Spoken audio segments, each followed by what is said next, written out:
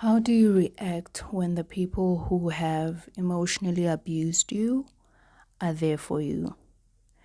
Now, this is not being there for you in an emotional sense, which I have established with my own family, my mother and my sister, as I always mention in these episodes. They are both narcissists, which means they've emotionally abused me, verbally abused me, in sometimes subtle ways and sometimes in not so subtle ways. One of the things that I keep thinking as I'm in this process of healing and understanding my family, somehow, and not that this would make it better, but somehow I wish my family was more direct with their abuse. I wish they were one of those cruel people who said, "You are stupid" or "You are dumb." And of course, that would have hurt. And of course, that's still emotional and verbal and psychological abuse. But because my family is so subtle about the way that they have abused me and manipulated me and gaslighted me, it almost feels like I can't I can't really confront them of what they've done to me for all my childhood and even still now. Just that now I'm starting to learn to stand up for myself. And so sometimes I just wish that they were more direct with their insults, which I think perhaps it's the reason that a lot of us, as children, as teenagers, as young adults, we don't realize the abuse that we've probably suffered from our siblings or parents because it was not as direct. For example, when I say I wish they were as direct as saying "you are stupid," instead of saying that, it will be subtle in a way that maybe you've just done something and it would be this condescending question of like, why did you do it like that? So it's more of how they make you feel more than them directly saying something that is abusive, something that you can pinpoint and can confront them about, which I think has really been a struggle for me because I can't fully confront them or address the issues and the pain that they've caused me because I don't know how to say it. I don't know. It feels like, it doesn't even feel like I know they wouldn't understand if I say it's the way you've made me feel. This is why I think that I wish that it was more direct so that I can say when confronting them or addressing this, that I can say, one time you called me stupid. But because their abuse is psychological, it's subtle, it makes it hard to have that conversation because it's more of how they have made me feel because they are master manipulators. So it's very subtle. It's minor things that build up over time, and then you realize that you've actually been hurting and you've been hurt for the longest time. But what happens when those same people are there for you? I have two instances of times that my family has been there for me since I've made the discovery that they are narcissistic, emotional abusers, psychological abusers. I realized this early this year, 2022. And the past couple of months, as I'm recording this, it is July, early July. And since that, I've been trying to withdraw myself from my family, especially emotionally, because I do live with my sister and my mother. So I've been trying to distance myself emotionally and not let them burden me with their need for validation, with their need for support, and with them not being able to give that back. They are really people that really demand a lot of support and validation, but I guess it's hard for them to do the same. And then on top of that, they also make me feel crappy about myself. So one instance that has happened since the discovery, one time I was a couple of months ago, or maybe about a month or 2 months ago, I woke up not feeling very well, but I just kind of shook it off and thought that I'll feel better. And then I started having these incredibly sharp pains in my stomach, sharp pains that I've never ever felt before. I have had stomach problems for the longest time, especially when I was I think from like my childhood, and then it accelerated when I was in high school. And now I see why. So, one of the ways, and this is gonna link to the second instance that I'm talking about, one of the things that the doctor said when I went for a diagnosis for anxiety, he said that anxiety or depression can sometimes manifest with like a migraine. So you probably have headaches frequently or stomach problems. What else did he say? There was a third thing that he said. And even before I went to the doctor, I had already started realizing that the stomach pains, cramps that I had were from anxiety. You know how when you are going for an interview or a presentation or something that's super scary, you often feel like you want to go to the toilet, you feel like your stomach is in knots, you feel like you want to throw up. So for me, because I had constant anxiety, it manifested as if I had this big thing that I always had to do. And so one of the ways that my anxiety manifested itself physically was through stomach cramps, stomach pains, just anything to do with my stomach. That's where it manifested. And for the longest time, I didn't know, because I remember I once spoke to a friend and she said that with her anxiety, it manifests in a way that she gets sweaty. She shakes, her hands start shaking. So it can manifest in different ways for different people. But for me, it has been stomach aches. And then this other day, that first instance that I'm going to refer to in terms of how you then react to the people who have abused you being there for you. So I wake up with this sharp pain, something I've never felt before. In the past couple of years, my stomach pains got better. And I believe it's from like this one day, not to really go too much into the story, but one day I was going to a church in Pretoria and my family and we were supposed to meet there. And then I had stomach cramps because anxiety. At the time, I didn't know, because even a simple thing as catching a taxi would sometimes stress me out or cause a certain level of anxiety. So that day, I just got tired. I just got sick of being sick, of having stomach troubles. Because then what would happen if I sensed or felt some little discomfort in my stomach, I would end up canceling my plans. In high school, there was one time I was walking to school and then I started feeling the pains. I immediately decided to go to my mother's workplace instead of going to school. So in most cases, whenever I felt some sort of discomfort or that my stomach was acting up, I would eventually just cancel my plans, not go where I'm supposed to go. And that day I just got fed up with that. I got tired. And I remember just like, I like to call it the holy anger, where the Holy Spirit just prompts you to take action, to take this action in faith and believe that you are healed. I really believe that from that day, I was healed. And even though sometimes, every now and again, like the instance that I'm about to describe where I felt the sharp pain, I still do have stomach cramps, but I know with certainty it's only because I'm a human being who is bound to, for example, have flu or stomach cramps every now and again, but it's not the stomach cramps that I used to have that would even hinder me from doing certain things in my life.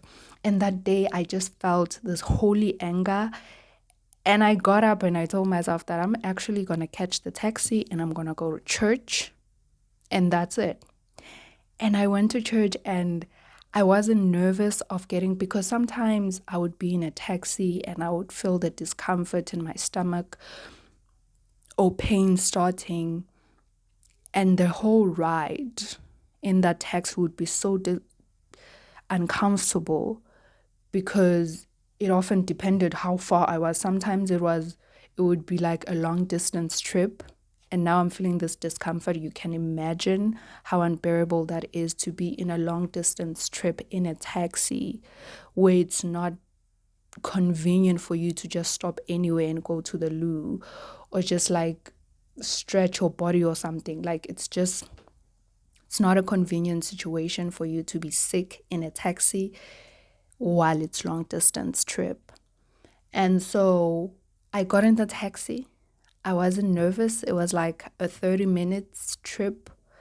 And I wasn't nervous that I'm going to get sick and I'm going to be uncomfortable in the taxi. Holy anger, I tell you, like holy anger. And I don't even know how one eventually gets there, because I didn't plan it. But that day I was just angry. I was like, I'm tired of these stomach pains stopping me from doing things. And I just got up. I was like, you know what? Stuff it. I'm going to go to church.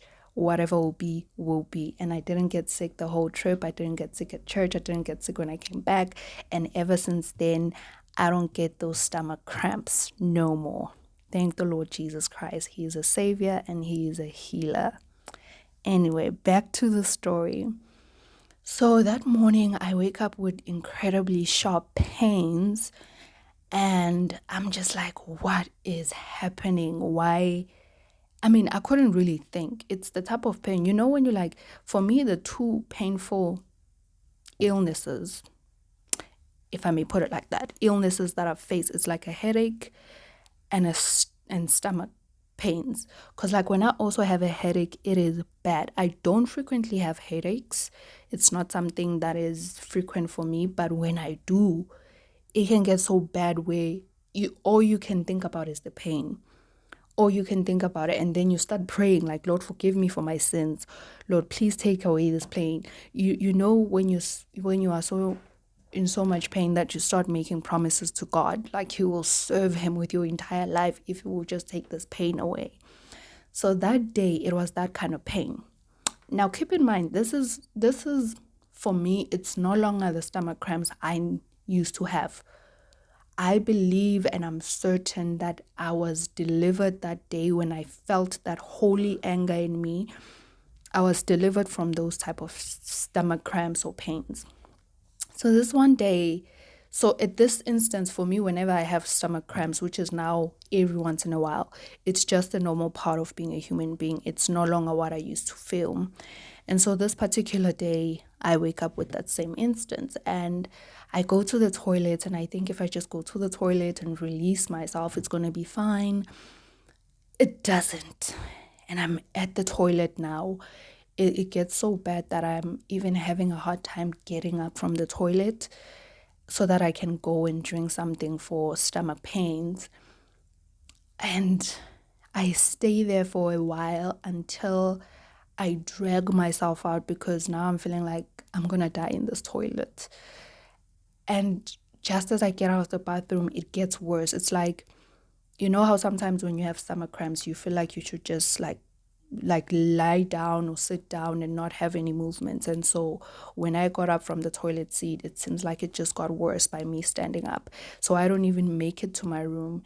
And the closer room is my sister's room, and she's still asleep. I just go, I think I banged once and just shouted her name and just asked her to get me some pills. And then I laid down by her door, and I was feeling intense pain. And my sister did everything possible, got me the medication.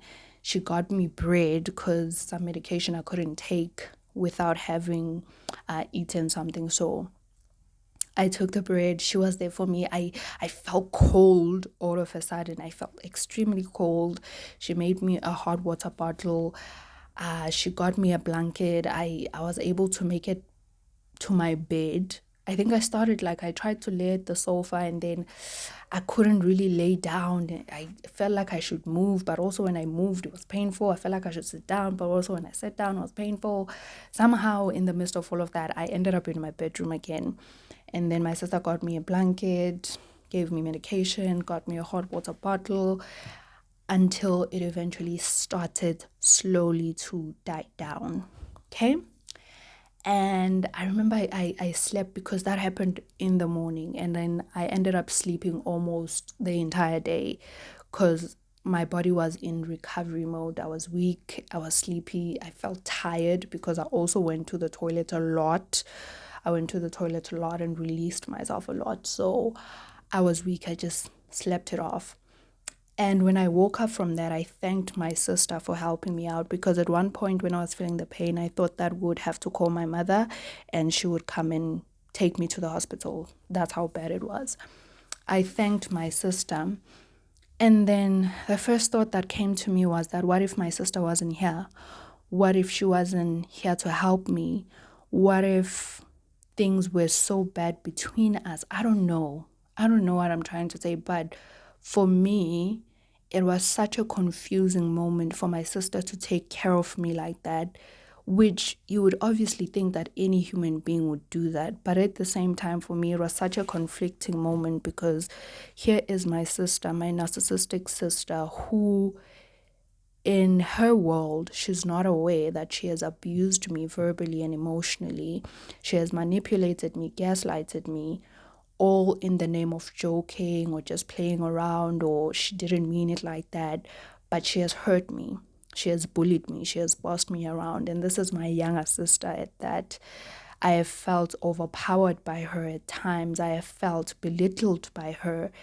And here is this person helping me out during this very intense moment. And without her, because she was the only one at home, without her, I don't know if I would have made it. I don't know what would have happened to me.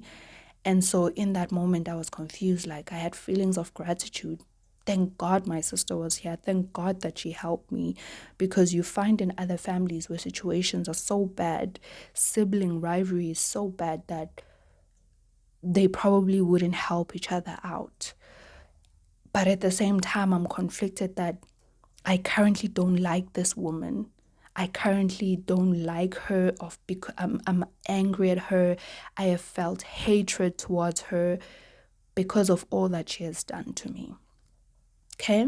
So that was the first instance. It resulted in just conflicting feelings. And then the second instance, a couple of weeks later or a month later, the same thing happens.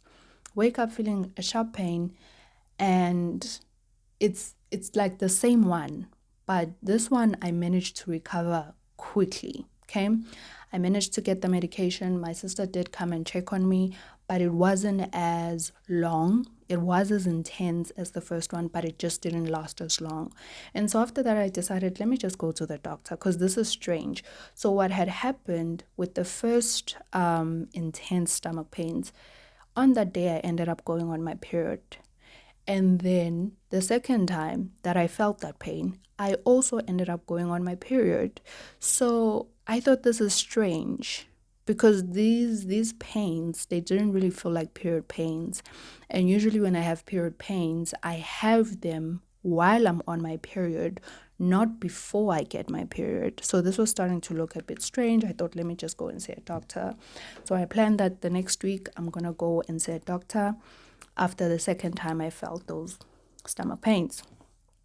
But in my mind, because I've been meaning to go to the doctor and get pills, get medication for anxiety, because last year, towards the end of 2021, I did get antidepressants, and I only took them for a month. The doctor said, let's take them for a month and see how you feel. They really did help me. I felt better. The only side effects that I had the first time I took them, I also had like bad stomach cramps, and I felt dizzy. I felt like I wanted to go to the toilet, but that was only the first day. There were no other side effects. It really relaxed me. I felt better. And after a month, I decided not to go back to the doctor, because I'm still very conflicted when it comes to taking medication for my emotions, because for me that's just how I rationalize it. It's like, how is there even medication for emotions, and why do I need it? I think I'm still at a phase where maybe I'm judging myself about it, like, why do I need medication for my mind and my heart and my feelings? It just doesn't make sense to me. And so after a month I decided not to go back to the doctor. But a couple of months later, I made the discovery, the Lord revealed it to me, that my family has abused me all this time. And that is why I've always just felt this void, this emptiness, this depression and anxiety that seems to come out of nowhere, because I hadn't addressed what had actually happened in my childhood. And truly speaking, I wasn't aware. I wasn't aware. I think I knew there were certain times where my family spoke to me in a way that I didn't like, where I felt like I wasn't really emotionally supported, where I felt like my mother was emotionally distant. But I hadn't come to the conclusion that they are emotionally abusing me or that they are narcissistic. I didn't come to that conclusion only till this year. So after a month, I stopped with the prescription. It was only for a month, by the way, because it is highly advisable to not stop taking your medication without the doctor's approval. So because for me, the prescription was only for a month, it wasn't for 6 months or a year, I thought, let me just live it. And then a couple of months down the line, I find out, it is revealed to me, I discover that my family, they're narcissistic, emotional abuse, and then everything from my childhood starts playing out. I start seeing all of it. Even now in the present, I start seeing how they are manipulative, they are gaslighters, they are psychologically abusive, emotionally abusive, verbally abusive. And I think the anxiety creeps in. And when it creeps in, I think I started to get scared that I might go back to a depressive mode. So I have been thinking about going to the doctor. But the thing is, I'm currently unemployed. So I'm on my mother's medical aid. So anything that requires the doctor or medication, it shows on my mother's side, because obviously she's the, what is she called? But she's the account holder, if I could put it like that. So any payments or deductions, they show on her side. So I didn't know how I would phrase it to my mother that I'm going for anxiety, because I didn't want to tell her. Okay, I'm at a point where I'm not comfortable sharing with them, knowing what I know about them and how they are. I'm not comfortable telling them all of that. So the second episode of me getting the intense stomach pains just before I go on my period gave me a reason to go to the doctor. But while I'm there, I planned that I'm gonna also get a diagnosis for anxiety and get medication. So I tell my mother that I think I'm gonna go and see the doctor about the stomach pains, and that's the only thing I tell her. So I go to the doctor, and the first thing I mentioned, because for me the anxiety thing was like the key thing, so like the stomach pains were actually the last thing I mentioned. It was almost like in passing, it was like a side note. So I get to the doctor, I tell him that I would like a diagnosis and treatment for anxiety, and he does the procedure, the routine of like asking me questions, how I've been feeling, which was, for me, felt much better than the first doctor. The first doctor didn't really ask me, he didn't really investigate if I was depressed. I just got there and told him that I'm depressed. And I think he asked like one or two questions and then wrote a prescription, which for me doesn't feel thorough, but the medication ended up helping. Whereas with this one, he took his time. He even like opened up, I think it's a file of questions that they are supposed to ask people who are dealing with anxiety and depression or any mental illness. So he really kept the questions coming, and I responded to most of those with like 100%. That's what I'm feeling. Yes, yes, yes, yes. He was really just I felt like he was more attentive than the first one. I felt like he just took his time to understand what's happening instead of just writing me a prescription. And then he wrote a prescription, and then I also happened to mention the pain because the pain was there, the stomach pains. And then I got a prescription. Got a prescription for sleeping pills and then for anxiety.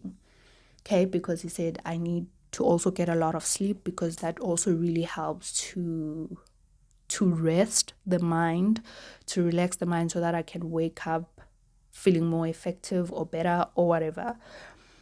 And then I get the pills. I took the pills the first day. I stumbled about my room because my plan was like, I'm going to take the pills when I'm about to sleep, anxiety pills and the sleeping pills. And I remember I took the first time I took them, I took the pills. I was still about to make my bed. So I took the pills. I was about to get into bed. I was about to make my bed and get into bed. And then I kind of like stumbled about, like in the room. Like I felt like, okay, I'm really sleepy. I felt like, whoa, these pills, they actually work super fast. Because for me, I think I took them around 9 p.m., thinking that maybe they'll kick in from like 10, and then I'll fall asleep. But immediately, like almost immediately, they kicked in. And while I was making my bed, getting ready for bed, I'm like, whoa, I'm super drowsy right now. Okay, get into bed, I sleep. Second day, I take the pills. This is the second instance that my family was there for me. They're abusive family, mind you. They were there for me. So, take the pills. I remember I came from a party. I was actually part of the working crew on that party. So I came back from a party, I think around 9:30 to 10 p.m. I came back, sat with my family. So we have a wood stove, if I could call it like that, the one, because with electricity and the cold, my mother decided that we get a wood stove, like from back in the olden days, but it's cute, it's tiny, it keeps us warm when there's no electricity, and especially in this cold. And so on the second day, I come back from the party. I sit down, talk with my family, just let them know what happened and how it went. And then we all decide we're going to go to sleep. I go to my room and I make my bed. I change into my pajamas. And then I take the pill. Again, in my mind, even though I'd seen that yesterday it kicked in pretty fast, but I, because this story gets crazy, I didn't think it would kick in so fast that from me just walking from my room back to the living room, that it would be so effective that it would just, anyway, let me just continue. I change into my pajamas, I make my bed. So what we normally do, my family and I, on the wood stove, we have the steel container that boils water. And so when we go to bed, we fill up our hot water bottles and then we take them to the room with us, which is often very cold because we're just sitting nice and warmly next to the stove. And then we go to our rooms and they're very cold. So we take the hot water bottles to warm up. And so I finish making my bed, get into my pajamas. I come back to the stove to get to refill my hot water bottle so that I can go to sleep.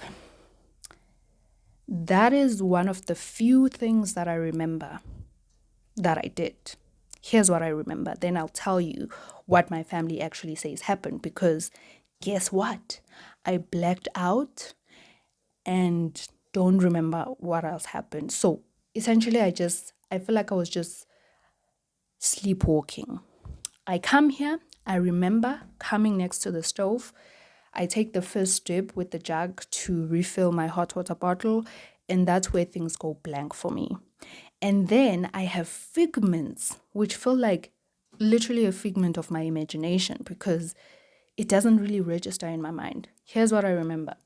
I get here, take the first sip of the jug. I don't remember completely filling up my hot water bottle. I don't remember closing it. And then I faintly remember walking against the wall because I couldn't balance. Faintly, it almost seems like it's unreal. If my family didn't confirm it, I would have thought that's something I had just imagined or dreamt. And then I also faintly remember my sister kind of tucking me in bed. And then what I do vividly remember is her locking my bedroom door. Because even at that time when she locked my bedroom door, I kind of questioned myself, who is locking my bedroom door? Okay, that's what happens. That's what I remember happening. And so when I wake up the next day, I'm like, wait, how did I get to bed? I realize instantly when I wake up that I don't remember how I got to bed. I wake up, my door is locked. No, it wasn't locked. My sister came early in the morning, unlocked my door while I was still sleeping. And so when I woke up, I just opened the door. And then I go to my mother and my sister who are already sitting in my mother's room. And I asked them what happened. Why did they lock the door? Because I remembered that. That was the only part that I was sure of. The other things, they felt like I just imagined it or I dreamt that happened. And then my family started telling me what happened. So my sister, she saw me while I was standing here refilling my hot water bottle, and she was minding the dogs. We have dogs and they were busy making noise, and she was busy minding them, like trying to figure out what's happening with them. She's standing by the door, she can see me, and then she says she sees me stumbling about, like I don't really have balance, it seems like I'm dizzy. And then she asks me, like, what's wrong, what are you doing? And then my response was that segu blank. That's what I said. I said, it's now blank. I don't remember saying that. She says, that's what I keep saying, like segu blank, segu blank. So I'm busy saying it's blank, it's blank. No memory of this. I don't remember myself saying this. But somehow I managed. Listen, the subconscious is real and it is alive, because I think I was just operating on a subconscious level. Like, I think my body knew the habit of just like refilling the bottle, because also what I did after like stumbling about next to the stove, mind you, I could have burned myself. I was carrying hot water, pouring it in boiling water, pouring it in the bottle, and I'm completely blank. I've blacked out, but I'm still standing. And then she says, because she's busy still with the dogs. And then I start like walking back to my room, but I'm balancing with the wall. That is the part that I faintly remembered, that I was balancing with the wall. My sister says it seemed like I was drunk. I looked like a drunk person. Now, because remember I said I was part of the working crew at a party, my sister thought like maybe she drank, like she did drink something at the party, but then when she came back, she faked it and seemed okay, because I did speak with my family. So I walk against the wall, I go to my room, operating purely on habit behavior on the subconscious level.